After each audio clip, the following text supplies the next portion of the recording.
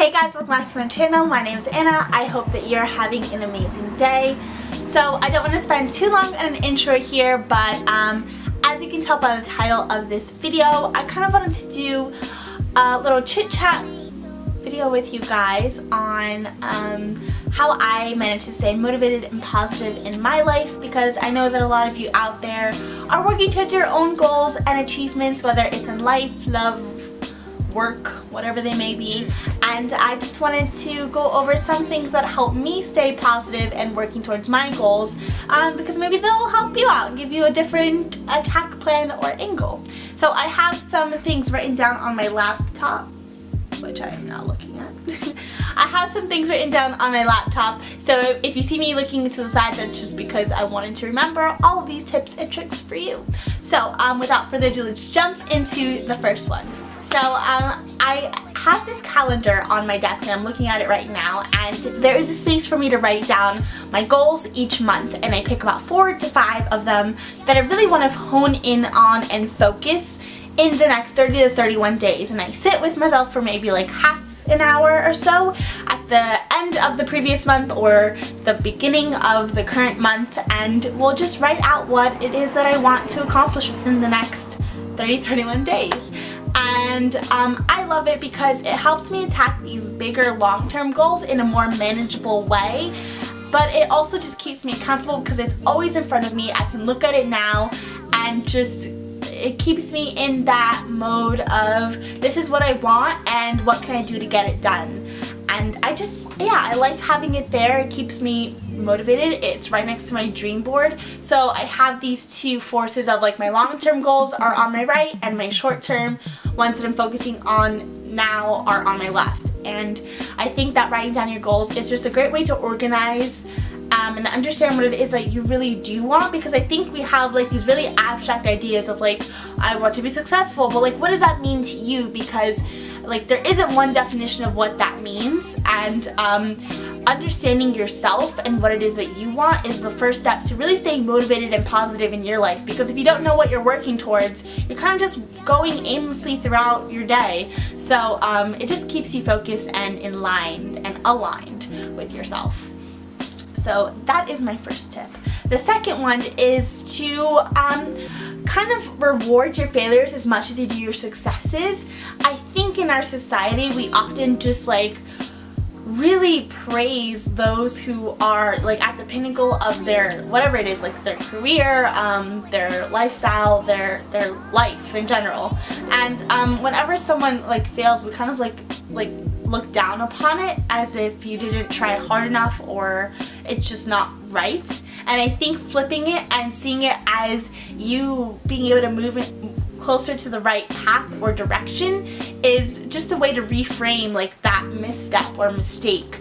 I know that like as a teacher, like that's kind of how I like to view anyone who just isn't getting a concept or makes a mistake. Like look at it as a chance to step onto the right path and move on to the next right thing, because that way that you did it or the thought that you had wasn't right to get to where you want, but that doesn't make it wrong. It's right towards leading you to the right direction. I hope this is making sense.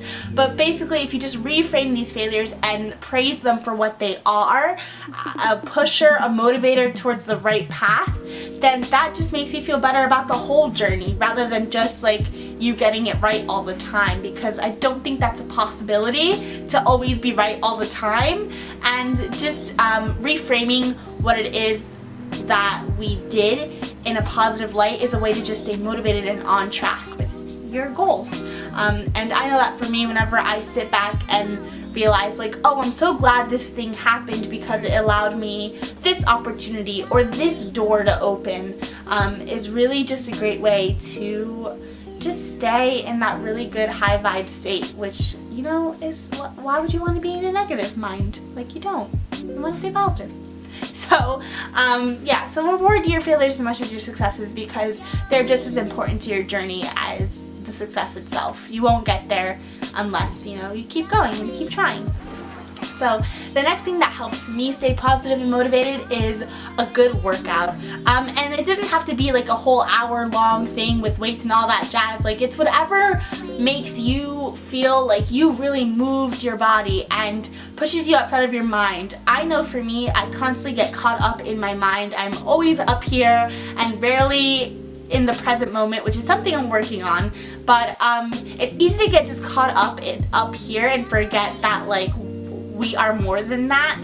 And so a workout just really pushes you to kind of be present in the moment, and it moves your body, which your body definitely needs to move throughout the day. So if you're sitting at home in your office or anywhere else and not really like moving, it's really hard to stay motivated, I find personally.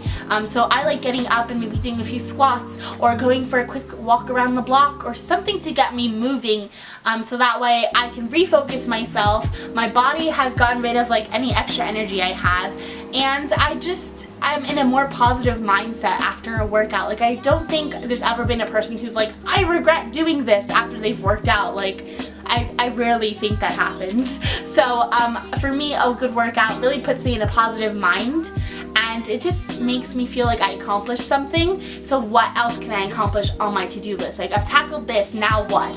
Is kind of like how I feel after a workout. And like I said, it doesn't have to be anything super intense or high in volume. Like, it could just be a really short, like Bhagavati's video or a yoga class or something. Whatever it is that makes you feel good and moving is what I think you should do when I say workout. So the next thing that I have is surround yourself with your high vibe tribe. I call it high vibe tribe. You can call it your friend group, whatever, your squad. Like I said in my How to Make Friends video, which if you haven't seen, I'll have it linked somewhere above in the cards. I talked about how the 5 people you hang out with the most, like, you are the culmination of that, and I am very particular with who I keep in that inner circle because of this reason. Like, I have high standards for myself, and I don't mean that in a narcissistic way. I just mean that in a very honest way. Like, I have high standards for what I want to accomplish in my life, and I don't want to let myself off the hook of that. And I want to surround myself with people who also have like these high achieving goals and like to do the like things that I like to do, like creating or wow, I can't think of the word. Or philosophizing? Is this how you say this? I was an English major, I should know. But things that I have interest in, I like to have people in my life who are maybe even a little bit better than I am at that, because it gives me, excuse me, laptop. It gives me something to work towards and aim towards, and hopefully I can give them something in their life that maybe they want to get better in or really want someone to keep them accountable with. So I'm very intentional with who I keep in my circle, and also that includes like maybe any influencers in your life. If they make you feel good and inspired, then definitely keep them in that like inner circle. For example, there's this girl I went to college with, her name is Heather, and she's such an amazing, multi-talented, successful woman that I am just so utterly inspired by, like on a daily basis.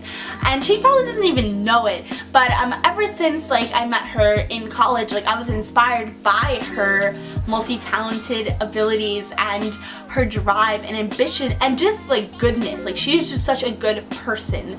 And it's rare to find people who are just genuinely good, I feel. And yeah, so she has gone on to work at Discovery and then NBC. Like, what a girl boss is she, and she works on these comedy sketches and all of these amazing things. She's constantly working towards her goals, and it just really motivates me and inspires me to constantly create and become a better artist in my area. And yeah, like, she just inspires me, and I love to like keep up with her day-to-day life because I just see how hard she's working and how she's reaping the benefits of that, and it just inspires me. I love it, and I should probably tell her, Heather, if you're watching, you inspire me.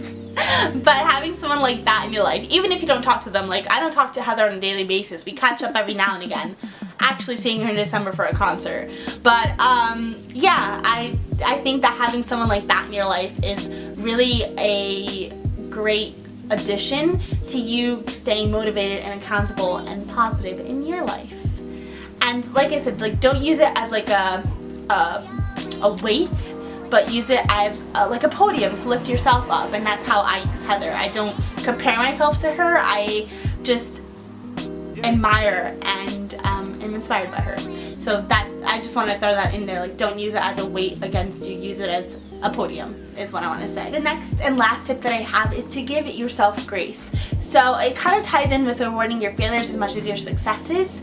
And by giving yourself grace, I just mean allowing yourself this space to be human and understand that you're not always going to be on point. You're not always going to want to do the hustle. You're not always going to want to be motivated. You're not always going to be in that positive mood, and that's completely fine. You are human, and I definitely don't always feel that way. And like I said, I think with social media, we often think like there's something wrong with us if we're not constantly on like that high vibe level and not constantly like feeling it. And I just think that like accounts like #HalfTheStory, which if you don't know what it is, I have it here on my phone pulled up actually.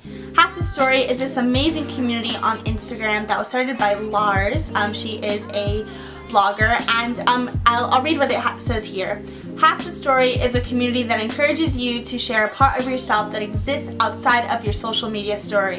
And on it, it just has a whole bunch of different people giving their story. There are people who look extremely successful from the outside, but they kind of give insight into their story and like all of the things that they were dealing with while climbing this ladder of success. And it really humanizes this idea of what it means to be a successful person and just what it means to be human, because like I said, on social media we just get filled with these images of perfection and happiness, and if you're not that, if you don't subscribe to that kind of image or lifestyle, you kind of feel like less than and not worthy of whatever it is you're working towards. And I think that's such a sad reality, and I just think that if you give yourself the forgiveness to be you and stay true to who you are and allow yourself to feel those negative emotions and not dwell on them, but like, okay, you feel this way, now what can I do to change it? Like, having that mindset is so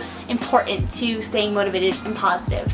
And I don't want to stay talking too long because my battery's gonna die. So I thank you so much for clicking on and watching. It really does mean the world to me. If you're not subscribed, press that red subscription button down below. It means I'll pop into your feed whenever there's a new video out. I hope these tips and tricks definitely gave you a different perspective or some help with staying motivated and positive in your life. And thank you so much for watching. I will see you in my next one. Bye.